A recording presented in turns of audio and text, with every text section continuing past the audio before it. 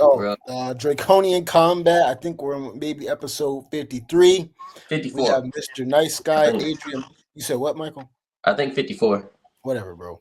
We have Mr. Nice Guy, Adrian Mumphrey here with us again. The second What's time up, y'all? visiting. Thank you, Mumphrey. Adrian.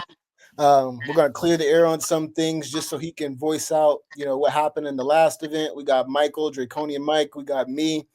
A lot's happened, I think, since we were all on the call together last time. And so, first, we'll just kick it off to our guest again for people who haven't met him. Fighting out of Texas, I believe, if I'm not mistaken, right? Kickboxer. Adrian Mumphrey, if you just want to give people like a brief introduction, who might not know you. For sure. So I'm Mr. Nice Guy. I train out of Tyler, Texas at Ethos Jiu-Jitsu and Martial Arts. I'm a kickboxer right now. Haven't done any MMA fights, so this 2-in-1 kickboxer, amateur. And yeah, that's pretty much it. I think I'm a pretty entertaining fighter, and I like to just try to put on a show for the fans at the end of the day. Bet. And we'll kick it off with, you're 2-1 right now. You were gonna fight maybe 2 to 3 weeks ago against Trey Frazier, but obviously, you came down with the sickness, right? And Yeah. as you can imagine, people start to circulate the rumors and things like that. Oh, he's scared. Oh, he's ducking. You know how it goes, right, in the fight game. So we wanted to give you the floor to really clear it up. Because we don't want you having bad PR, especially when you were out. You just generally had like a mess up thing. I don't want to say mess up, but you had some trouble. So if you just wanted to clear that up for the audience, that would be helpful. Yeah, for sure. So I'll go. It might be a little bit of a long story, but I'm gonna make sure that people know everything. Yeah. But first of all, I want to give a shout out to Cody Williams. He if for anyone who doesn't know, he actually went up a weight class and fought Trey on 1 day notice. Like literally Friday around 11 a.m. is when he figured out. Not only did he take a fight on 1 day notice, everyone who kind of knows me and Cody knows we're really close, bro. I would really look at him as like my big brother. I'm the only child. He's probably the closest thing I've had to a brother, though, so far. And our connection's very, very deep. Like, even before I even had my fights, I was traveling with him to corner for his fights. I was already coaching the kids' class with him before I even had my first fight. So we built a bond since I first started training. No diddy. But, we not only was he able – because what happened to me was pretty serious. He was able to weather the storm, figure out something serious happened to his best friend, and still took that fight on 1 day's notice. And fighting is a very big mental game. So he had a lot probably going through his mind, but still took that fight. So respect to Cody, and then respect to Trey, because he reached out. Trey was a very respectful guy. So shout out for Trey, and I'm excited to see what he can do in the future. He's a very talented fighter and athlete, so I think he's going to have a bright future ahead. But what ended up happening was Thursday night. So I started my weight cut Wednesday night, which probably – I shouldn't have done, but I had a lot of weight to cut. I think I was like 186 that Wednesday. So I had 16 pounds to go. I was already drinking like 3 gallons of water. And I think another thing that messed me up is my first camp doing distilled water. I didn't have anything to keep me. You're already going to be dehydrated that Thursday because you only get 1 bottle of water. And then not only that, you're obviously sodium out a lot of water weight. So I think me having the distilled water, I thought it was going to help me not carry so much water because I wasn't going to have anything holding it. But I think at the end of the day, it made me way more dehydrated than I was supposed to be already. So I was 186 Wednesday night. I started sweating in the sauna with the sauna suit and all that at Crunch. I actually felt okay. Like, obviously, I was a little sunken in, but I felt fine. I think I got 4 pounds off, so I was 182 Thursday morning. I went to a gym in Tyler called Workout Anytime, sat in their sauna, and their sauna's not the hottest, so I even had a video of it. I kid you not. I had a hoodie, sauna sauna suit, which is like the little sauna hoodie and the pants, 2 pairs of pants. Man, it looked like I was in that Antarctica in that sauna, bro. So I probably got down to 180 or 179 around like 11 a.m., rested for a little bit. I actually went to Ethos around 5:30 with Caleb. And he was teaching a women's class, and we were just trying to get me a good little sweat. So I was on a little yoga ball, trying to do stability, just get a good little sweat on. And I had a sauna suit, hoodie, and pants, of course. think I was like 178 at that time. I went to crunch that night to at least try to make it to 174. I was already a little bit too heavy in the beginning of the camp. Most people really didn't know this, but I was supposed to fight him in January. Right when I won my fight on October the 5th, DeJuan told me, like, you're fighting Trey. But I had some personal stuff come, so the fight got moved back. And I didn't think the fight was going to get moved back right to February that fast. So I was a little heavy. I'm not going to say I was just out here eating McDonald's and Taco Bell, but I already walk around pretty heavy. And my dad came back in town for Christmas and Thanksgiving, so I indulged in a little bit. I can be honest, I made mistakes. I'm only 20. This was my first time actually getting to cut to 170. All my other fights were supposed to be at 170, but everyone pulled out. So I always had to fight at 185. Gotcha. So I was 179, went to the sauna with my boy Jacob, who's also fought Trey. I think I shouted him out the last time I was here. And first 2 or 3 sessions were going okay. But after that third session, I started throwing up, right? So my last meal that I had was blueberries on top of like a protein yogurt thing. I had like some Greek yogurt that was low in sodium, put some protein powder in it, mixed that together and put some blueberries. So I threw up 2 times after the third sauna session, but it was like blueberries I was throwing up. Kept sweating. I think I only got down to 176 or something like that, bro, 175.8. And I was still throwing up. So Jacob was like, you got to go home, bro.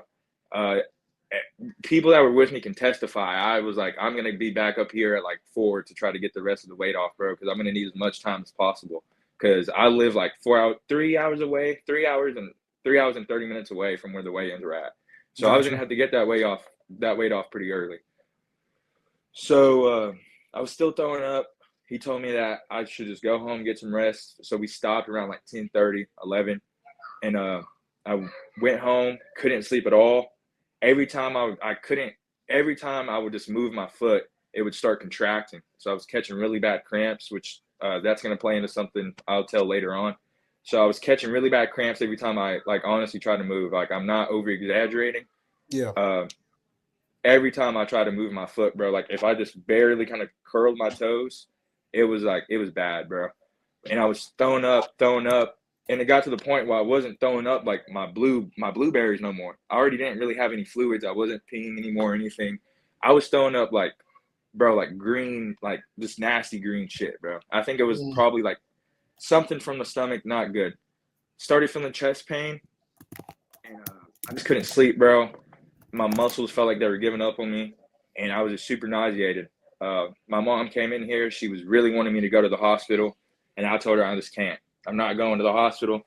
I just told her, even if I'm okay with this missing weight, as long as I can just make it to Arkansas, get on the scale, and if I can rehydrate properly, which I know I would have. Well, actually, I wouldn't with the conditions I got. But if that didn't happen, I would have known I could have rehydrated decently. I might not have felt 100%, but, I mean, that's just a fight game. I don't think not that many people ever fight 100% really.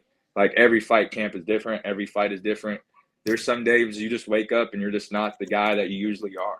So I don't really ever try to look in a fight saying I'm going to go 100%.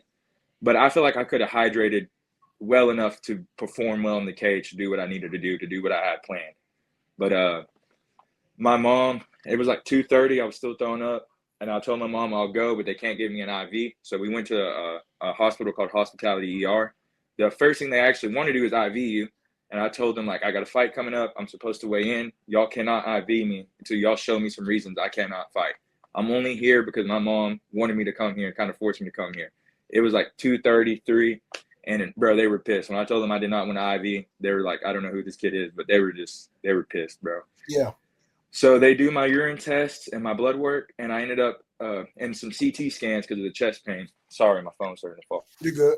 I had pneumonia mediastinum, which is air in your chest and your neck. And if y'all might know who he is, Mikey, he's a grappler for one. Mike, well, I think he's grappling for the UFC now. He actually, something like that? Yeah, when he was cutting down from 170 to 135, he got the same thing. Pneumonia mediastinum is what it's called. For anyone who doesn't know what it is, pneumonia mediastinum, just Google it, air in your chest and your neck. It's pretty dangerous. And then I was also in the beginning stages of rhabdo, and I had an acute kidney injury. So rhabdo, was pretty much the reason why my foot kept cramping. And it's pretty much just your muscles, pretty much. Like, it gets to the point where you're breaking down protein. So when they did my urine test, it said that I had protein in my urine, and I wasn't gonna be able to fight even if I wanted. Like, obviously I wanted to, but I wouldn't have, even if I didn't go to the hospital. And I first of all, I probably would have died if I would have went to the sauna. And like, that's literally what they told me. If I would have went to that sauna and cut off 5 more pounds, my rhabdo would have been really bad. My blood work was already pretty bad. So they ended up transmitting me to Plano when they told me all of that. So, bro, I went like literally 20 hours, 21, like I went probably 24 hours almost without sleeping. And it sucked when I kind of realized everything that was going on. And then they started giving me IVs and all that when they told me I couldn't fight. And they took me to Plano a little bit after that. So I think we left that hospital. I was in the ambulance. For anyone who had me on Facebook, I got transmitted from them. So I think they finally got there at like 5:55 to take me. So yeah, bro, it sucked. I ended up just posting on my Facebook, letting my coaches know. And it was very welcoming from what I saw, at least. Even Tribe, Joseph hit me up, Trey hit me up. The coach wanted to make sure I was okay. From what I saw nothing but love from my team and my circle. And to me, that's all that really, I mean, there's probably some people that were chatting, probably saying I was ducking or scaring, but I'm just going to let them talk. All I can do is just show them in the future. I'm not going to duck no one. I mean, I already fought. I mean, my second fight, Joseph was a top middleweight, and I moved up a weight class and fought him. I mean, Trey's a very great fighter. He has the highlights, but bro, I want to make it to the UFC. Everyone has the highlights in the UFC. Everyone's a bad man in the UFC. And, I mean, that camp, I felt really confident. So it sucked, but I held my head down pretty low for a little bit because it was very disappointing. I didn't know how to handle that type of adversity at first because it kind of felt like I was letting myself down, letting my gym down, letting my fans down. And I felt like I looked like a coward. It felt like I ducked. But I know I didn't. And at the end of the day, camps, for me at least, I'm a big Izzy fan and I'm a big O'Malley fan. And the way they talk about camps kind of inspired me of how I like to have my camps. My camps are pretty emotional for me, not like tears and stuff, but I grow not only as a fighter, but as a person each camp. Yeah.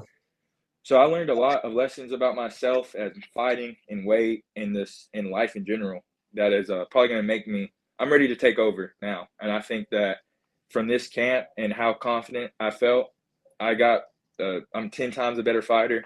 I think I'm becoming a better human, and I'm learning a whole lot more about how this fight game and how weight cutting, all of that works. So, I mean, you just got to roll with the punches. I've lost in life before. So it was another L to me. Anyways, it's not like a L on my record, but in my pride and my identity, it was a little bit of an L. But you're going to take L's in life, so you just got to roll with the punches. No, and thanks for the thorough explanation. I wanted you to be able to get through the entirety of the story. And, for you to say it's an L, I really don't look at it that way. L may be learning experience, right? I guess I'll try and look at it from that lens. Yeah, ultimately, I guess we look at, or at least I look at it more like a learning experience. Like, it's not the end of the world. Young as hell, right? Obviously, you didn't go down the way you wanted, but like you said, you went up in weight to fight the champ. I think Joseph Smith. Now you're, I guess, going down in weight or cutting, right? So people need to kind of dispel that other stuff. But putting all that aside, do you feel like that weight cut was hard to the point where you don't want to try that weight cut again? Now you might want to stay at maybe, I'm not sure how kickboxing, if it's 185. Right now, RDC does like they do like UFC weight classes for kickboxing, which is what most amateur promotions do. I don't think you really will see like real kickboxing weight classes until you make it to like professional kickboxing. But the game plan that me and the gym have right now is just to fight at 85. I do believe in the future I can make 170, but I have a minute until I can cut weight because I just got cleared for light training. My blood work looked a whole lot better. My urine was a whole lot better. I didn't have no protein or anything in it anymore, so my kidneys are better. but my liver still isn't like 100%. Yeah. And it's still causing a little bit of cramps in the foot and stuff like that. So right now, I really don't need 5 right now, just so I can diet, and at most just sweat like maybe 3 pounds. But I do want to try 170 again in the future because I know it's a weight I can make. Gotcha. Can I ask you a question? Go ahead, Michael. Yeah. All right. So for 170, if you were to cut weight and you can do it healthy, or a better question, have you fought at 170 before? No, I was supposed to. The lowest I've ever weighed in was 175, but I was 18. It was my first fight. It was supposed to be a catch weight at 180, and my scale was messed up, and I weighed in at 175 easy. Like, okay, I feel like I got another question. So you started in, and I'm not trying to badger you or nothing, because no, for sure. Like I've been cutting weight since high school, so I had a lot of time to fail at cutting weight. Like I had a loss in wrestling. I remember that it was at Diamond Bar High, where me and Harrison went to school too, and it was just a bad weight cut. And I remember cramping a shitload in that fight, and I lost that fight. But my question to you is, because I know you started off with basketball first. So yeah. Have you ever cut weight before getting into MMA or getting into kickboxing, like a combat sport? Nah, not at all. I haven't even when I was playing basketball, my diet was good, but I never thought about cutting weight. Like, because I was supposed to go to McMurray. I was like committed and signed. Like I signed my letter of intent or whatever, but I never like actually got to step foot on the campus. That's when I was already kickboxing by then, and I decided I was just going to be a kickboxer. So I never had a reason to ever cut weight. And to be honest, when I first started fighting, I low-key was kind of dumb about it. I never really ever thought about cutting weight. I was just like, man, I'm gonna do something with this. I don't know what I'm gonna do, but I'm gonna do something with it. And then reality hit me, and I was like, hey, there's weight classes, buddy, and you're gonna have to find a way to make a weight class and find a weight class that fits your fighting trait and your body and your skills. So let's say for the fight you were supposed to weigh in at 170. When you found out about that fight, how much time did you have to fight night to cut that weight? I'm asking these questions because I want to help you out. So I'm figuring out where your head's at right now. No, for sure, brother. No, you're good. I'm not taking no disrespect to anything. I see that you're trying to, brother. I got told in October. I had plenty of time to cut the weight, but like I said earlier, November and December, when I got told the fight, I got told that I wasn't going to fight in January. It took a while, not too long, but it was like 2 weeks or so before they said, hey, you're fighting in February.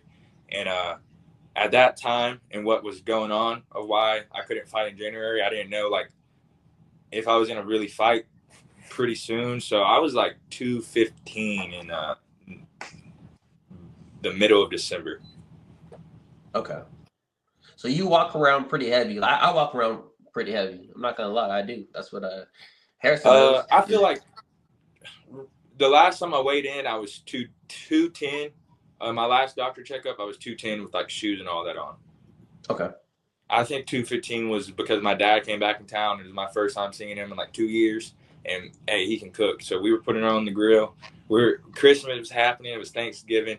I should have had better discipline in my portion of meals. Really, it's not the food I was eating; it was my portion of meals, and I wasn't just counting my macros as well. And for me, that's something that I really need to do. That's what helps me is counting my calories and all of that. And I wasn't doing that until in the middle of camp when the weight was kind of concerning me a little bit. For me, I can say this because I was 205 pounds, and my homie Sean said in February, do you want to fight in June at 145? It ended up being a catch weight at 150, but between February and June, I weighed in at 150 and I did it healthy.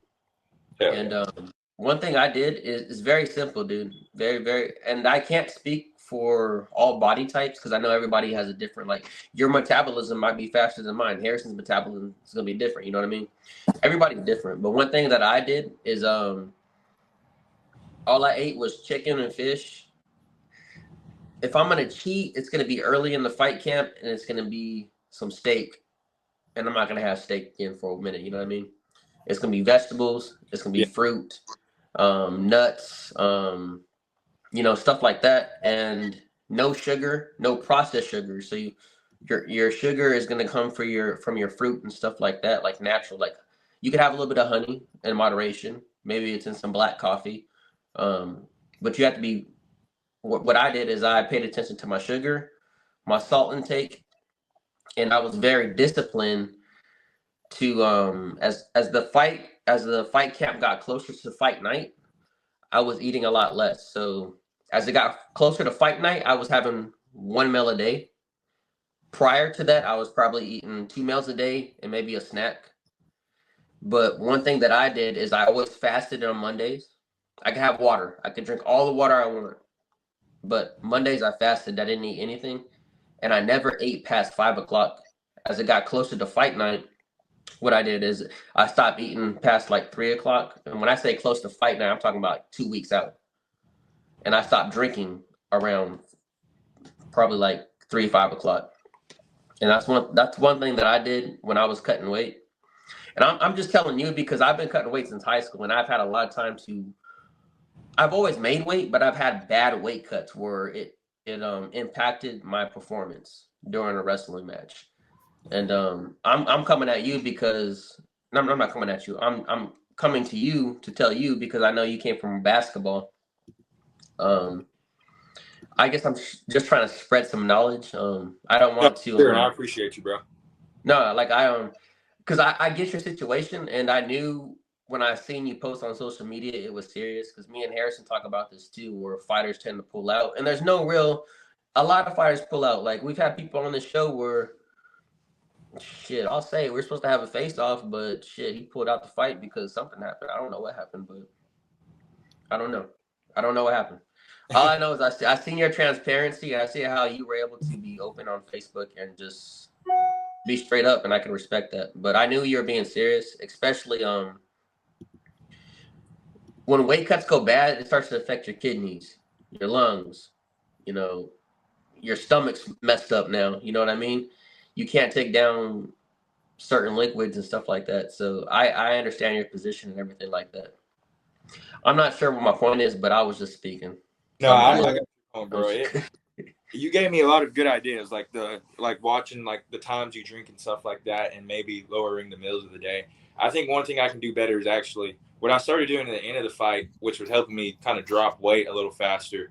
Was I got a food scale thing that was actually like helping me scale my food, so I can actually have I knew what one serving was, I knew what this was, so I could actually track that in my macros, and that started helping me a lot. And I should have just done that in the beginning of the camp, but really, what I should have just done was just even outside of camp, you can still watch what you eat outside of camp. And I think I should have already known that because I've seen fighters like Javante Tank Davis when he just a couple years ago, he gets super fat outside of camp. He used to get really chubby outside of camp. We've all probably seen the videos of him in the gas station getting donuts and the Lifesaver gummies. He's in the jet eating 2 packs of gummies, and it's like, I don't know, you start building unhealthy relationships with food. And I think it was also kind of my first time having a quick back-to-back like that too. I've never had to really have a quick back-to-back. I think I had September to January, but my fight, literally, I weighed in at 183 point. I was like 183 something. So can I ask you a question? Yeah. Which, if you don't mind sharing, if you don't want to share, that's fine. Because that's up to you, and we don't care. But if you don't mind saying, what would be your walk around weight like when you're just not necessarily indulging just crazy amounts of food? You're eating when you're like in fight camp, but not really in fight camp. You're training hella hard because you don't have to worry about a weight cut. You're eating decent. You're not overindulging. You're able to drink all the water you want. That's your walk around weight. What would you say your walk around weight is? I think probably 200, 201, 198, 197 a little bit. It kind of fluctuates in between those numbers. Okay. I think pretty much for most of my fight camps, besides my first one, because I was just really skinny. So I think my first fight camp, when they said, hey, your debut's in September, I was probably like 192, 191. but I was skinny. Like I was still pretty tall. I was like 6'4", 6'5" still, but 18 to 20, I'm still slowly growing into my man body. You know what I mean? So it's not that I'm getting fat. I'm just gaining muscle and I'm just becoming bigger. Like my bones are just, so I think now probably 200, 201. Yeah, that's a tough cut because that's 30 pounds, which means you got to do it healthy. You got to do it the right way. And Yeah, I don't fault you at all because like I said, I've been dropping weight since high school, bro. Like Harrison, how long is high school? A long 12 time, years right? ago? Yeah, a long time ago. It's a minute, maybe 14. Shoot, is it 12? We're 30 now, so It's a minute, yeah. however long But ago. I was able to learn a lot in high school because I wrestled all 4 years in high school, so I was able to learn my freshman, sophomore year, and then after that, like when I say learn, like if you missed weight in wrestling, like you get punished. So like we had to learn fast how to figure shit out, and just everybody was just like everybody was brothers in wrestling. So like, you do this, okay? Let me try this. Let me see if it works for me. But I had that experience, so for you, like I can't really judge you at all because you hopped in it straight from basketball, if I'm not mistaken, right? Yeah, yes, sir. I You've never wasn't. cut weight before, so you're pretty much learning as you go. Yeah, but I'm in a really good position. Like being at Ethos, there's a lot of people who actually want to see each other succeed, and there's a lot of people who want to see me do well in this. So Cody helps me out a lot. I got a strength and conditioning coach, Ronnie, and technically, I guess I was the first fighter he had. Second fighter, actually, never mind. Second fighter he had, I guess, missed weight, but technically I didn't miss weight. But I mean, I had to pull out. But there was a lot of things that they were telling me that was helping me. Like I was taking dandelion root and all of that. Caleb Minter was helping me out a lot. And Caleb was even saying like he kind of wished instead of telling me to like, just chill in the sun and when I'm in the house just so I can keep sweating and stuff like that. He was telling me that he wished he kind of gave me some more diet plans and stuff like that. But at the end of the day, all of that was on me. Like I could have already been watching my diet in December and stuff like that. So I don't think it was no one to blame besides myself. But I have a lot of people who want to help me and they're trying to help me and give me the tips to, cut weight and to do other things like that. So I'm blessed to be in the gym and be with the people that I am with right now. How would you brought up your strength and conditioning coach, and I think we asked Cody as well. Would you say you guys might have like sessions twice a week? Because I understand as fighters, the aim isn't to get bulky, but make sure I'm strong enough to whoop somebody, right? Be right back. So you're good, Michael. How would you explain your strength and conditioning program, and just the overall the environment at your gym? Do you feel like it's competitive? Do you feel like the guys are really trying to get the best from each other? What's your sense of that environment? So the environment in the gym, I feel like honestly, dude, it's so competitive. Like we don't always spar hard. We're actually really good at sparring light and technical and learning how to like a lot of times I see a bunch of people only spar hard, and the only problem with it is like you can't really learn new stuff doing that because you're afraid to get cracked or something like that. Right. So we really don't ever do that until we're a couple of weeks out, and we'll call it a tank. I think actually every gym pretty much calls it a shark tank. So we'll do a shark tank, and that's a little bit harder. And that's when I really you asked Cody in that last interview, like, how does he kind of know, like, when they're ready, Right. I think that's how I know when I'm ready. And that's why I just felt so confident. It was because of the way I looked in the shark tank. I was able to go those 5 rounds, and what the game plan was, I was just like, that was, to me, the best I've ever felt in the shark tank for my fight. So for me, the shark tank is what really helps me. And you mentioned the shark tank because I think you're right. They have like maybe every gym has it, like the going to the deep end, right, for your training camp essentially. I think there's the famous Devin Haney versus Gervonta Tank Davis sparring, and it's like doghouse rules where whoever quits, that's when it ends. I'm not sure you guys are going that hard, right? During your sparring. So we usually do like like RDC and most AMI kickboxing is 2-minute rounds, but we'll do like 5 rounds, 3 minutes, stuff like that. I was doing 5 rounds, 3 minutes. That was my first 5-round camp. But Okay, I see. So you go but that above being and beyond to make sure you're ready and primed for that fight physically. Yeah, and but my strength and conditioning, I lift 3 days a week, and then the other days I'm going like a light jog around my neighborhood, just getting some zone 2 in and stuff like that when I'm in camp. When I'm not in camp, I just do all my cardio and my zone 2 while I'm doing my strength and conditioning, and then I just depending, like right now I'm recovering and resting. So if I know I have a minute away from a fight, I still want to be in the gym so I can still have that habit of consistently going to the gym. But I'll do not too heavy weights, just focus on keeping my strength and keeping my cardio pretty good so I'm not just out of shape, and keeping my weight good too. So that's what the zone 2 helps me do. And then when I'm about to get a camp coming up soon, I'll start upping the intensity a little bit, and then start lifting and having my zone 2, and then still have my days where I'm only running. Because I mean, you don't really need to lift 5 days a week. You need to give yourself time to rest. Because I do full body when I go lift. Okay. So like I usually Mondays and Wednesdays are our kickboxing days for Ethos, where I'm like coaching and all that. So for me, it's easier to just like wake up and go on a run. And then Tuesdays and Thursdays and Saturdays and stuff, I can actually lift and like put more, I guess, stuff on my muscles, I guess. I was gonna ask you because I'm not a fighter like you guys, but if I had to pick, I want to do kickboxing, right? And so I'm thinking maybe end of this year, beginning of next year, take my first fight. But what would you say is better for someone wanting? Maybe it's hard to say better, right? But without giving your magic sauce away, how should someone go about setting up their first training camp to make sure they don't gas in their first fight? The last thing I want to do is be in the first round thinking I had the cardio to fight and then realizing you don't have it, right? And so would you say it's sparring? Would you say it's the running? Would you say it's building that, I guess, Sprints. physical endurance? What would Yeah. you say? So definitely sprints. A lot of people will just go in like long. Wait, And so you value road work? I think that's what they call it. yes, but Yeah. I do go in those like, you're never gonna see me do like no 10-mile run, but you Right. will see me do sprints. I will do intervals of sprints, and that's what Coach Ronnie helped me out a lot, was doing that. And that is, I think, what got my cardio to skyrocket from coming in from basketball into Yeah. kickboxing, was doing those sprints. We do like bag work sprints as well, Mhm. and then you still, it's a fight.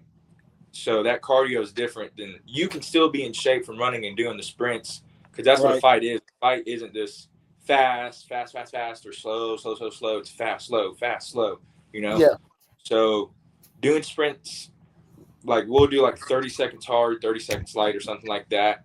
And then like active recovery. So you're not actually resting, Mhm. but you're still kind of going a little light, and then you push it. So I think doing that will help your fight cardio. And then sparring, making sure you are going with getting your rounds in, trying not to sit down after your rounds, stand up. I like to keep closer we That get to the fight, philosophy, I'll right? start Because walking around with my hands I up. used to hoop too, and that philosophy, like don't bend over, put your hands in the air. They had that in football too. You think that's real as far as Well, No, there's some truth to that. well, there's a little you bit. actually, I actually did see a study that you do get air still, like you still can get good air when Yeah. you are lean forward. But for me, I just, first, your lungs are shaped like a bell.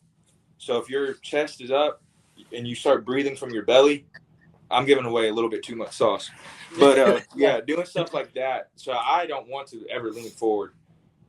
And then you also, fighting wise, you just kind of look a little weak to your opponent. Like That's true. if they're standing on the fence and they're like look at Sean Strickland, he fought Izzy. Like when Strickland Right. was in the corner, he really wasn't even in the corner. He was damn near in the middle of the octagon, like walking around, pacing for, like, I bet that's kind of scary to look at.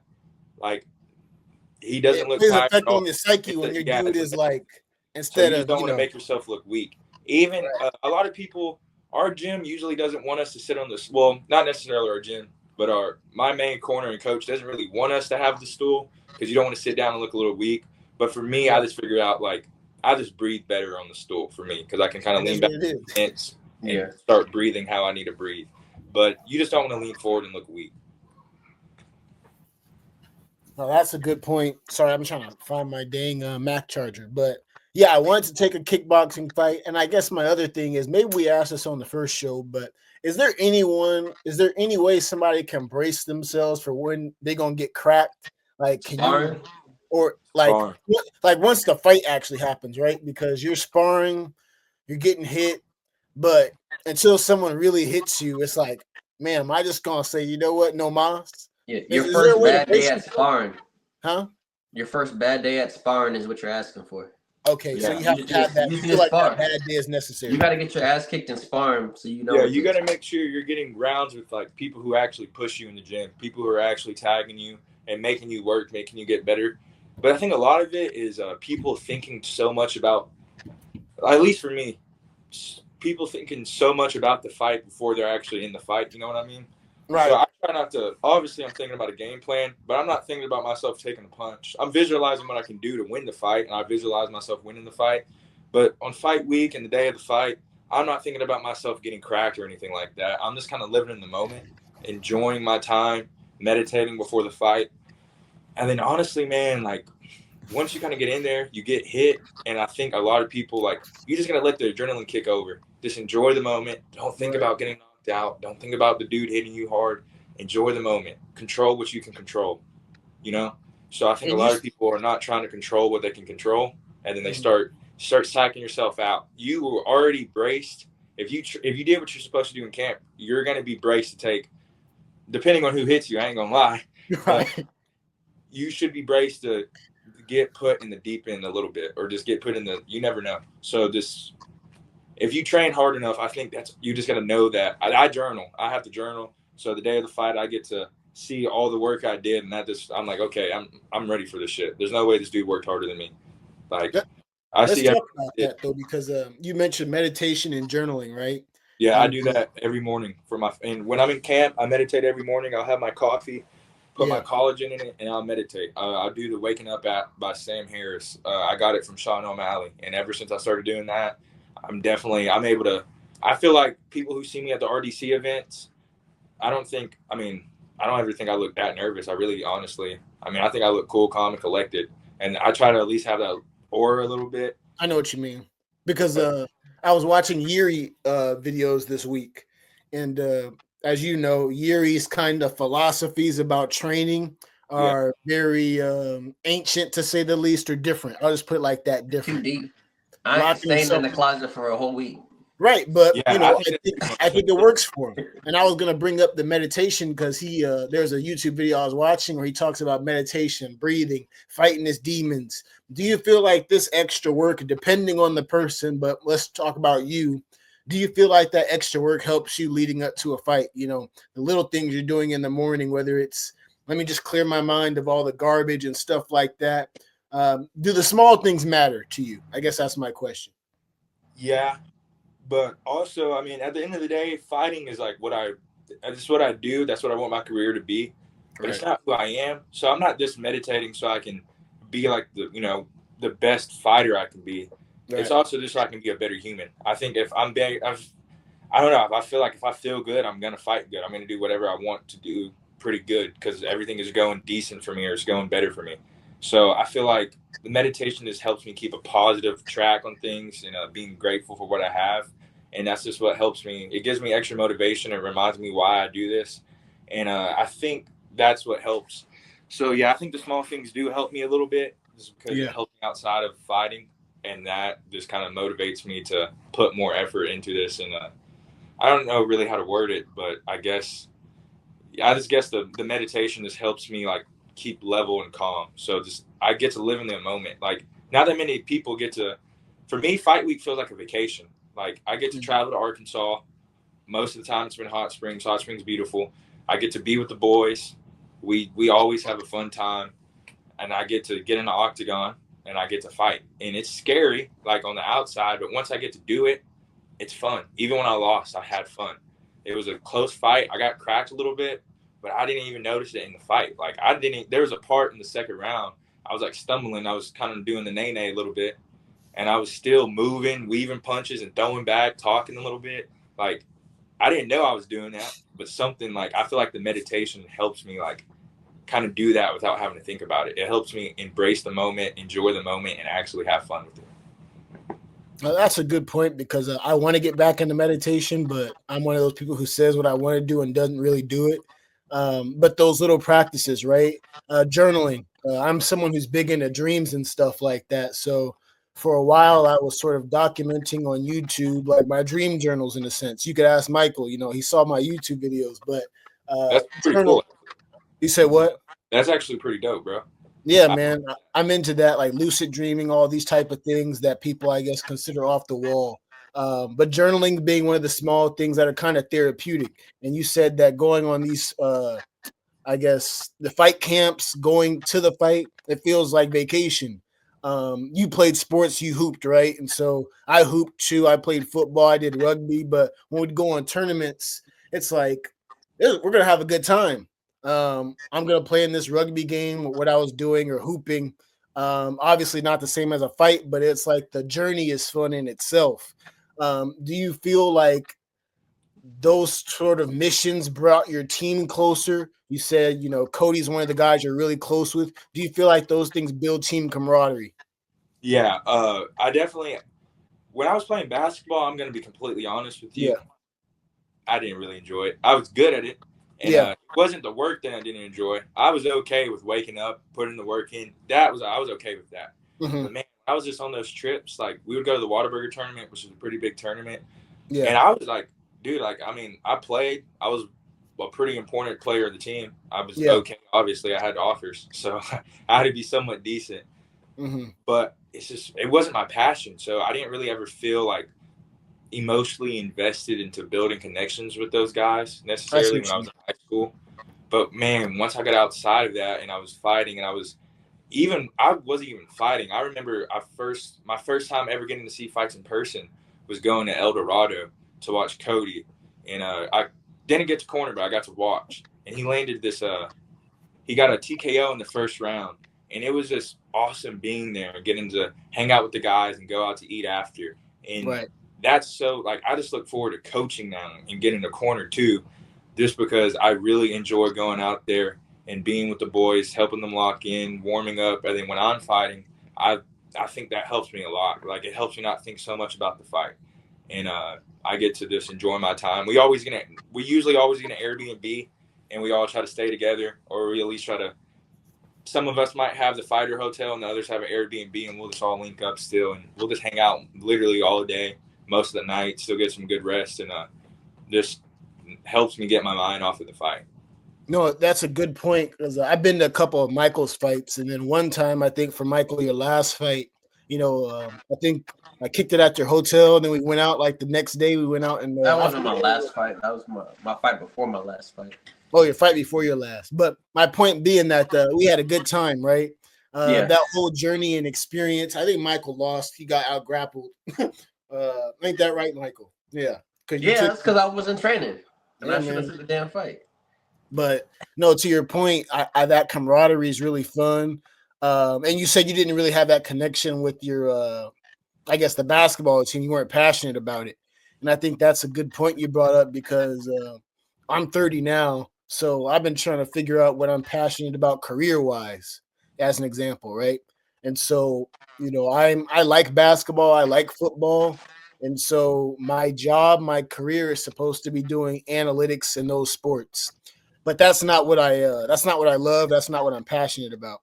I'm really passionate about mixed martial arts, boxing, kickboxing, combat sports. That's what I like to do. That's what I love to do. So it's figuring out what's something you like, what's something that's okay, versus what's something you want to wake up and look forward to. And so I had to find that for myself. And maybe, Michael, you want to add to that as far as, because I know you're not as big in the other sports, but you love MMA, right? If you want to build on that. Build on what exactly? Just sort of the idea of being passionate about fighting, loving fighting to an extent versus other areas of your life where it's more passive. Like it's just like, it's just there. You might be good at something, but it's just like, whatever. Yeah. I don't know if this is the correct answer, but no, like I definitely have a place for MMA in my heart, because we've been we've been doing that since forever. Like before I even started competing, remember we was sparring in the backyard. We sparred him, yeah. Grappling everywhere and stuff like that. So it always has a place in my heart. But at the same time, if you compete, and this goes back to my loss, right? Right. Did I have any business being in there? No. Right. And why? Because I wasn't training. Nope. So when it comes to the sport of mixed martial arts, it's constantly evolving. Like since we started watching it, bro, we was watching Forrest Griffin fight Rampage Jackson. Yeah, I remember. At 205. Who's the champion now? Alex Pereira. Right. How would that fare out? Like nowadays, it'd be a different fight, right? The only person who's still here from the day we were kids is Jones. John Jones. That's it. But my point is, I don't know what my point is, but I guess what I'm saying is, like, even with myself, it's like I know I'm never gonna get in the cage unless I'm taking it serious. I see what you mean. And do you guys both think this is a question for both of you? I think you can play basketball, you can play baseball, but you can't play fighting. If you guys know what that means. If you're not taking this shit serious, like people will hurt you in there. Like I'm being dead serious. I've seen from wrestling to MMA to seeing fights, random fights on the streets. Like people will fuck you up if you're not taking it serious. So it's not a sport you should be involved with if you're not taking it serious. Yeah, if you're my fault to cut you off. No, you're good. You're good, Adrian. Go ahead. What are you saying? Like, if you want to compete in MMA or any combat sport, it's a difference of doing it as like a hobby or just being a coach or something. You can still be passionate for it and not have to take it as serious. But if you want to fight, like you actually want to get in the cage and you fight, if you're not taking it's just a different mentality. When I'm in a basketball game, I don't have to think about. I'm not I want to cook somebody in front of their family or their girlfriend or whatever. Yeah. But when you're fighting someone, you're not just thinking about winning the fight. You got to really think about like, this dude is gonna you're not gonna really die, but before the fight, when you're walking in there, you're literally preparing for war. Like you're thinking you're gonna die. Right. You have to. That's what fighting is, though. They're gonna stop it until it gets to that point. The ref is there to stop it before it gets to death. Like so you have to be the point to of fighting. die. And then you have to be, as crazy as this is going to sound, I promise I'm not crazy, y'all. You got to be prepared to kill someone in front of their family. I know that sounds crazy, but no sport, like you don't play a sport where you got to think about that. This isn't just a sport you play. This is a passion. This is I don't know what you can really call it. It's something different. I think that's what makes it awesome. Like to me, at least, is like, I get to go out there and I get to express. Like, I was a big fan of WWE growing up. I get to do the walkout like WWE, and I also get to express my personality. I get to, wear certain things that expresses certain things, just like how I would in any other sport. But it's my mentality of what I'm having to do when I'm in there that makes it so much different, that makes it more enjoyable for me. It's also individual, too, when I think about it. I think someone said on the show, it's probably the most primal feeling you can get. And you and Michael would know best as people who fought. I've only ever been like sparring and stuff like that with some cats. And like Michael was saying, we used to spar in my front yard and just go at it or grapple and stuff. But I think it's that primal feeling. And then you mentioned like you have to be ready to kill. And so even me, as I'm thinking about potentially taking a fight, it's like in my mind, I'm like, do I really want to kill this person? But it's like they're gonna be trying to kill me. You know what I mean? You gotta have that mindset. You gotta have that mindset. I don't really think okay, if the ref doesn't stop this fight, bro, I'm gonna punch it. No. I'm not that fighter. Because so far, if someone tries to do that to me, bro, I might change. But so far, it's just I'm gonna hurt you, and I don't know how your mind or your brain might react to this head kick I throw. It might not go good for you, but I got to do it because if I don't do it to you, you're gonna do it to me. In a heartbeat.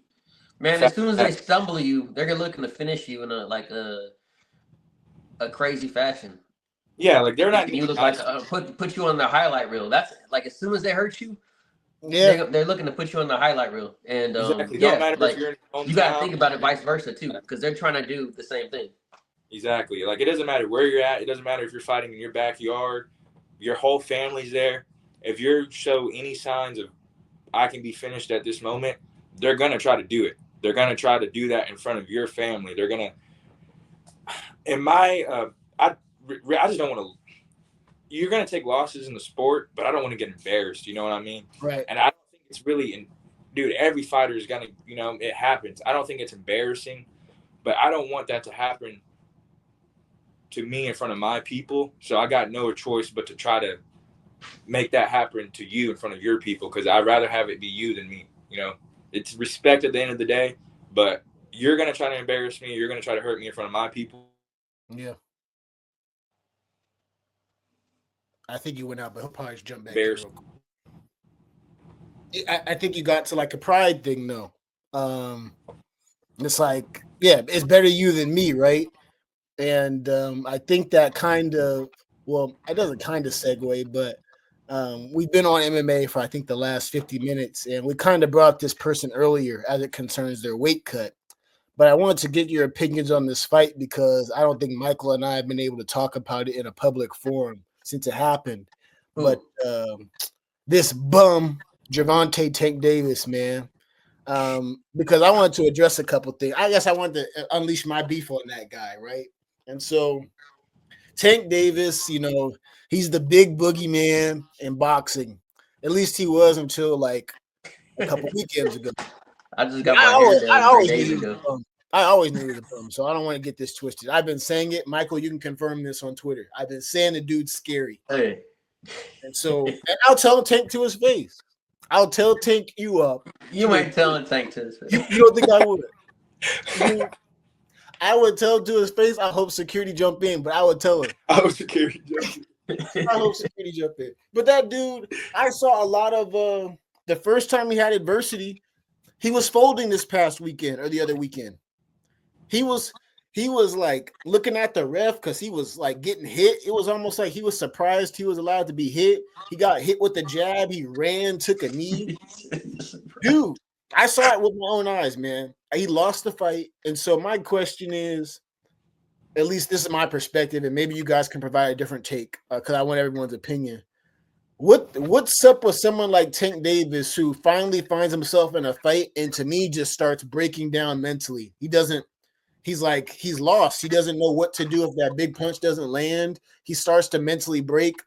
Is he not seeing that in sparring? Is that why it's throwing him off under the lights? That's just my opinions on the fight. But what are you guys' thoughts on that fight? And maybe you guys had a different take on the fight. I'll let you go first. Go ahead, Adrian. Go ahead. I have a little bit of a different take. Go ahead. Yeah. I could see why people, I don't think he should have took a knee. And he has a lot of cool knockouts. I'll give him that. And I like Tank a lot. Anyways, our height differences are crazy. There's a lot I've actually kind of learned from Tank. Yeah. But I think, I don't know. I feel like he didn't land that knockout shot, and he really hasn't fought he makes people come up to his weight class, Right. That's something I don't really like. That's what Floyd did. Yeah. But Floyd still has the names, though. I feel like because Floyd didn't start taking the hill till like halfway after his career, like after like 25 fights. Then he decided to be he went from Pretty Boy to Money Mayweather. Pretty Boy to Money May. Yeah. Once he took the hill for Money Mayweather, then that's when he started picking and choosing and move up to my weight, take 20 USADA test or whatever during your fight camp, stuff like that. Yeah, and I think Tank kind of does that right now too. He definitely picks and chooses, and I think there's a certain style. Like I used to not think Shakir would beat Tank, but my dad always said it. My dad he hasn't fought, but me and him's always watched combat sports. He kind of knows ball a little bit. I got to give him it. So if you're watching this, Dad, I give you your props. You know a little bit about what you're talking about. He's always said that Shakir could beat Tank, and I think that weekend showed it.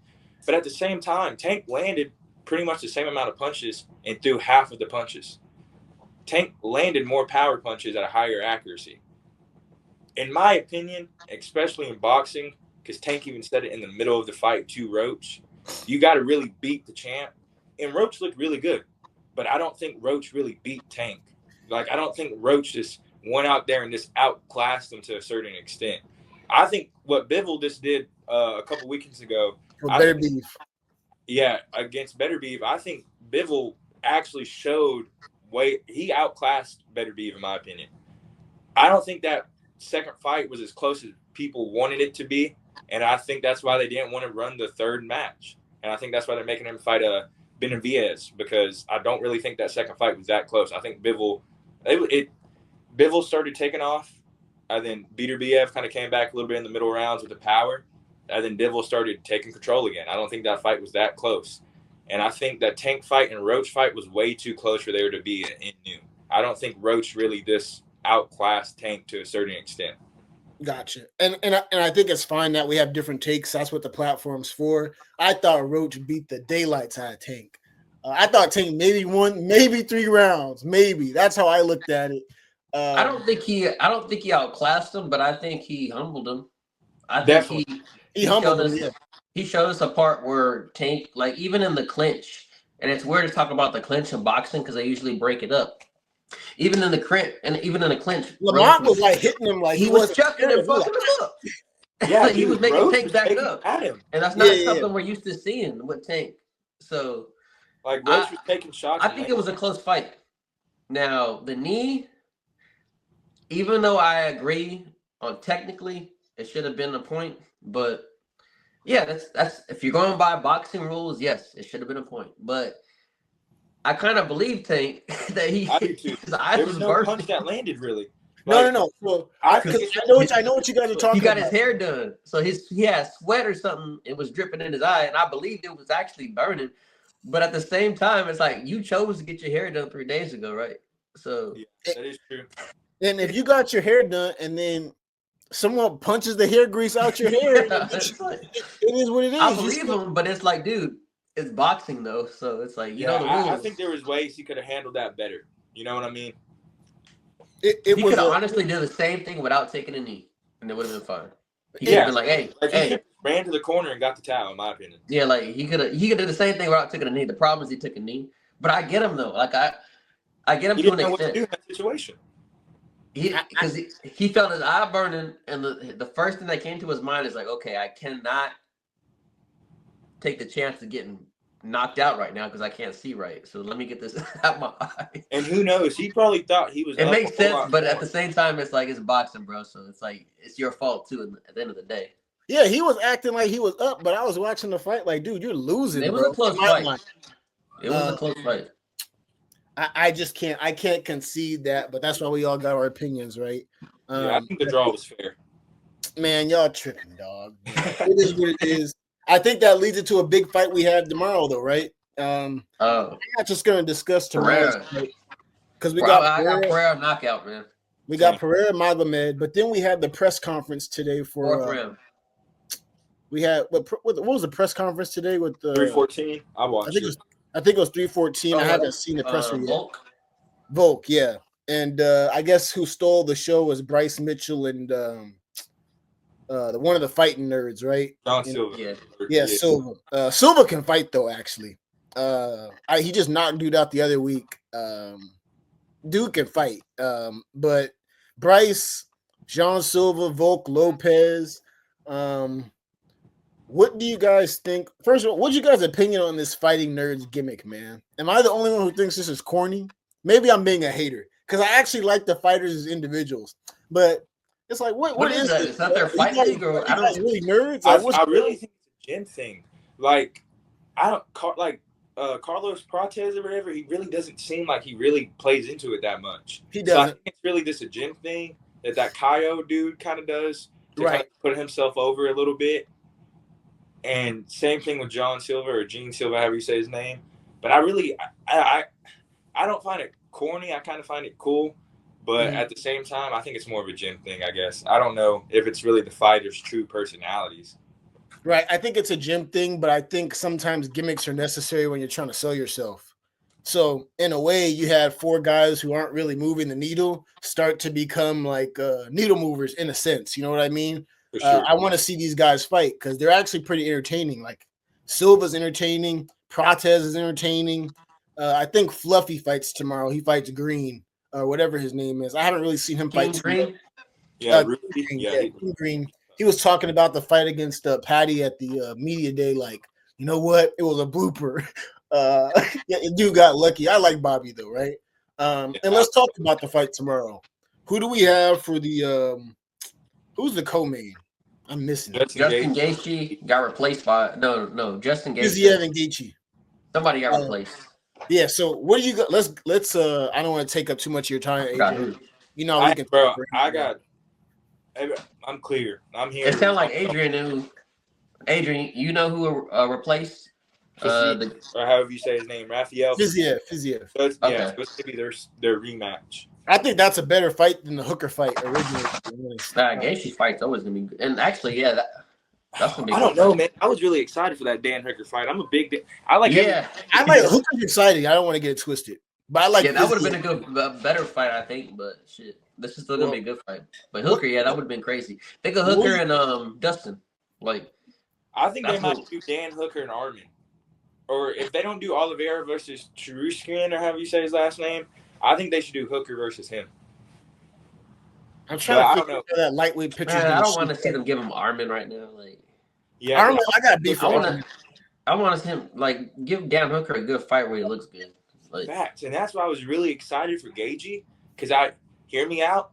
I really think he could have beat Justin Gaethje. Who, Hooker?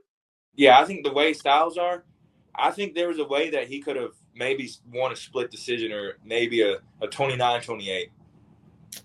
I don't think Hooker had a chance in hell. Yeah, when I first saw the fight, I was like, damn, I think this is a great comeback fight for Gaethje. So I think it was a good matchup for both of them because I don't think Dan Hooker was going to have to worry about the wrestling. He would have been this. I think the striking against Gamrot looked really good. So I think him and Gaethje, and it's a kickboxing fight. I don't really think that's what Gaethje wants because of the length. I think that's a tough fight. That's and you brought that Gamrot fight because I think I predicted Gamrot was going to smoke Hooker that fight, and somehow Hooker pulled it off. I think Hooker beat Turner too, and I think Turner's a good fighter. I think Turner fights tomorrow. I'm a big Turner. Well, he's fighting the other guy who's they have the same. What do you call fought it? At the Sphere. I don't know how to say his name, but I know who. Igna.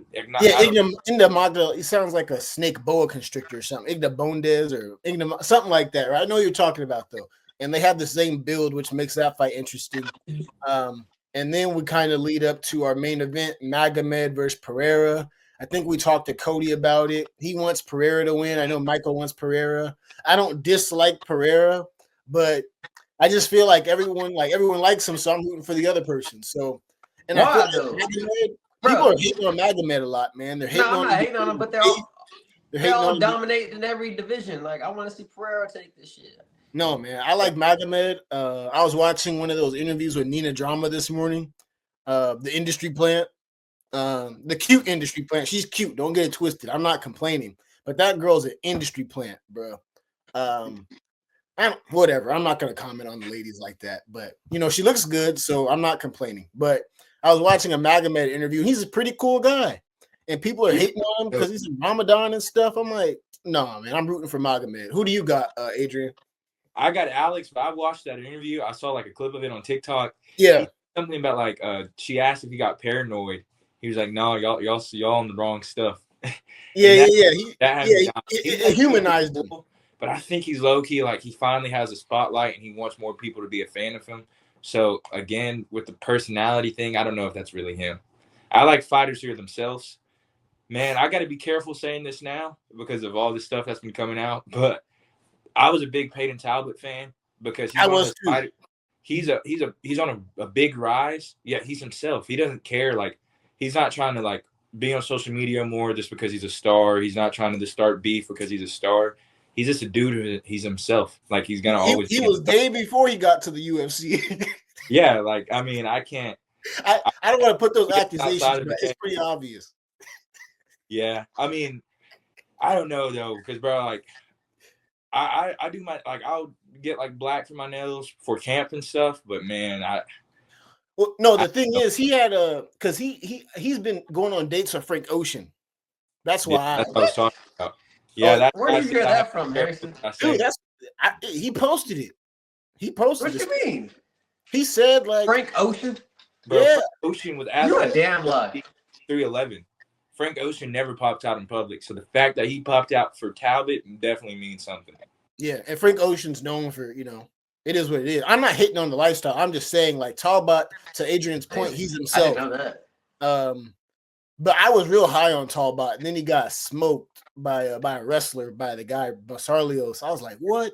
But he's still young though in his career. He's still young, so I don't know why we write off these guys. They just need like a bump in the road sometimes. You know what I mean? Yeah. But Talbot was one of the dudes. I still like Talbot actually. I'm not. Yeah, we thought he was gonna be like the next up and comer. Then he got. I still think he can beat an O'Malley. I still think. Oh yeah, I think that's a possible fight that might happen actually. I don't see O'Malley beating Merab. So they were just in the jacuzzi today, apparently. Who? Merab and O'Malley. So I don't know what's going on. That might be. I know they're up there right now for like an LFA event because they got a guy that fights over there who was fighting the LFA, but I didn't see that yet. Got you. Okay, yeah, I might have to double check because I've been following the LFA type of scene. Those. And I got that poster from the Merab fight right behind me. I don't know if y'all can see it. What, the Umar? Yeah, right there. Man, Merab stood on business that fight, man. He was. Man, I see. I ain't gonna lie, bro. I had to leave B-dubs a little bit early for that one, bro. It was me and Michael talked about it. I think that was I thought Merab was going to get smoked, man. He went in there and showed. He punked Umar. I ain't gonna lie, he punked him. At least in my eyes. I don't know what you guys thought about it, but yeah, it was a good fight. I think Merab. It was a good fight though. Wait, what are you guys' final predictions? Magomed, Pereira. I got Magomed. I got Pereira 4th round. Yeah, I see Pereira getting a late finish. So I think the leg kicks are going to add up and he can set something up top. I think it'll be a kick. I don't think it'll be a punch. Well, there you have it. I think Magomed has shown vulnerability with kicks. I forgot if it was against Yuri maybe or who. Jan. Oh, when they fought for the vacant light heavyweight belt back in 282, I believe. And it was like a draw. It was a pretty dead fight. And then I saw Magomed's last fight. He didn't look stellar, but he got the job done against Rakic, I believe. I just don't. I think if Pereira gets taken down, that phony black belt that he got. That's crazy. That's crazy. He's gonna get taken down? You said Pereira? He got a black belt. I don't believe that. No. Do you think that Uncle Live is really gonna take him down? I think so. For sure. I hope so. I hope so, yeah. Brain. All right. Everybody says they're going to take Pereira down, and then they go in there and strike with him. So that's the issue. Bro, but look at his beard. You think he wants to be on the feet? But he actually didn't even attempt a takedown against Rocky that much. Yeah, he likes to strike, though. That's my point. He likes to strike. Hey, low-key, if I'm Pereira, crazy game plan. Maybe start off a little bit slower. Let Ankalaev think he can actually be on the feet with you. That's not dope. And then in the deeper rounds. You're saying kind of bait him into that fight. Yeah, bait him into thinking he can out kickbox you. I mean, and if he still I think Belal Muhammad, if he can take the Belal Muhammad approach, he should be able to low key dominate the fight. If he can kind of just manage the power punches, be able to check some kicks, land a couple of jabs or whatever, because Pereira's hittable. I love his head movement, but he's hittable. He's hittable. I don't think he's hittable with just big shots. I think he knows how to roll, and his chin's really good. But he doesn't need to land anything big. He just needs to jab, takedown. This stuff like that. If he can mix that up, he should be fine. But if Pereira can bait him to thinking that, hey, I might be able to stand and bang with this dude, you never know. You know what? I wanted to ask a question. We could close it with this because I don't really know the answer to this. But as you guys are in the MMA circles, you might have a better understanding. What's up? I understand fighters getting fast-tracked to UFC titles. The UFC is doing what's the best for the business. What's up with fighters being fast-tracked to black belts within their own gym? I think Conor got a black belt. Pereira got a black belt. And I've looked at him on the ground, and it's like, you're not a black belt level. What's honorary black belt? You said what? It's an honorary black belt. Yeah, but what's the point of that? Don't the guys who give these belts out want to maintain their credibility? Because I don't buy it. So my question is there something I'm missing? Is there some financial benefit that I'm missing? Is there some clout chasing benefit that I'm missing? Is it going over my head? What do you guys think? I haven't really started grappling too heavy. I do a lot of MMA rounds, but I haven't try to, work my way to my blue belt, purple belt, stuff like that. Yeah. My best guess is probably a clout thing. I think it's just like, hey, Pereira's got his black belt. Hey, this guy's got his black belt. I get it definitely can kind of lower the credibility, but it's not like he's training at like a Gracie Barra jiu-jitsu gym. I mean, right, he's not.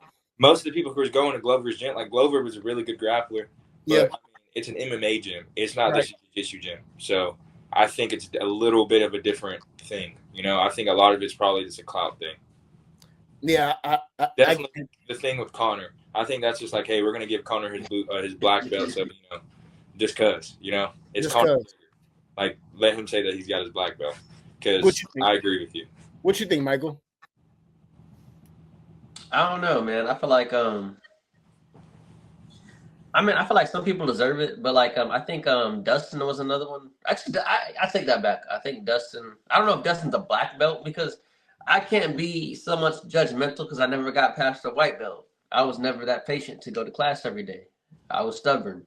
I wanted to go spar, but Dustin's another example where I think he got his black belt in the cage. But Dustin doesn't strike me, even though I've never seen him use a lick of BJJ. He doesn't strike me as someone who went on the same track as Pereira did. Like, Dustin's been in the game since we were kids. I get your comparison. Okay. Pereira, it seemed like he trained MMA for 2 years and became a black belt. Yeah, but we don't know that. No, I hear you. We don't have cameras on this guy.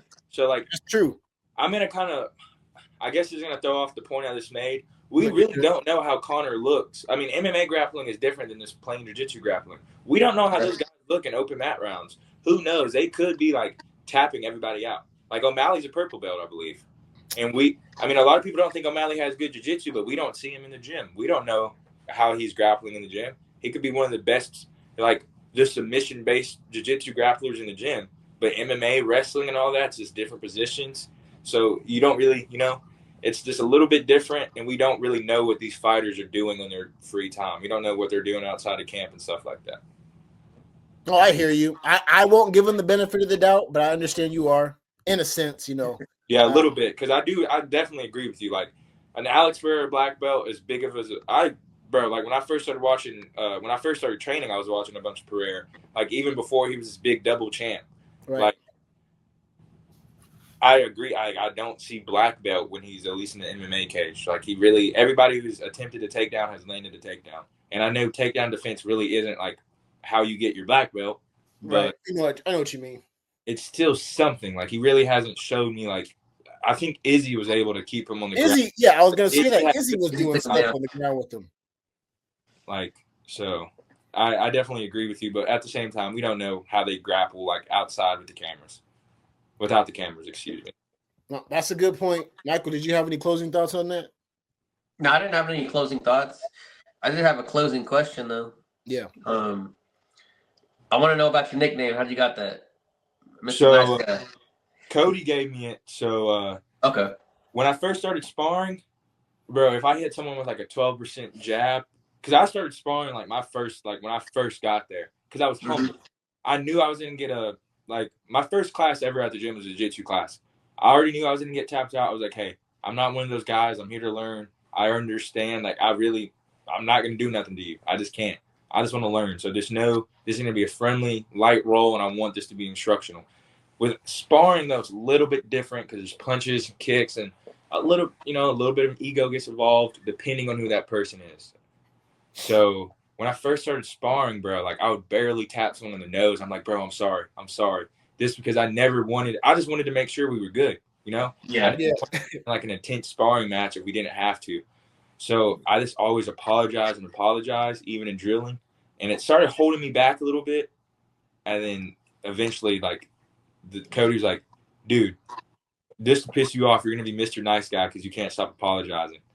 And then also it would be Half Baked and Dave Chappelle. We're both big Dave Chappelle fans. Okay. So watch Half Baked, Dave Chappelle, and Mr. Nice Guy. Okay. So this pretty much came to me being too apologetic when I first started training. And you know what? I think there's one more question we have to ask is, what's next for you? Just as far as it concerns your next fight, when can fans expect you to get back in the ring? At what division, if you don't mind giving us a sneak peek? And then, plug in your social so people know where to follow you and stuff. For sure. I'm going to be completely honest. Me in the gym, I'm young. I want to be super active. Yeah. If depending on how my body's feeling and what I'm weighing around at, if Dewan hits me up for June, if the gym's cool with it, I might take it. I would like to, but nothing confirmed fight-wise. The weight class will be 85 for a little bit. Okay. I'm going to try to win that 185 belt, but who knows? I might fight for AKA. For kickboxing, I'm starting to feel like I'm at the level when I can start kind of going to. I want to try a different promotion for one fight, but I also want to come back and I want to win the 185 belt if I can, and God willing, try to go back and get the 170 belt, just depending. But I want to start grappling a whole lot more. I want to do a grappling competition when I'm completely healed and able to get to 110% training, and probably try to take that kickboxing fight in June, or maybe if there's an AKA event in July or something like that. I want to try to get back in the summer. And I think I'm predicting right now, I don't even know who the matchup is. It's going to be my first finish. Yes, sir. Say less. AKA RDC, please be on the lookout. I didn't know AKA had events. You kind of brought that up earlier. Like AKA where Khabib people are? No. It's American Combat Alliance. It's a little bit in Louisiana. Actually, the new Louisiana State Commission, I'm under 21. If the event's at a casino, I can't fight. So I'm out of this capped. Maybe not AKA.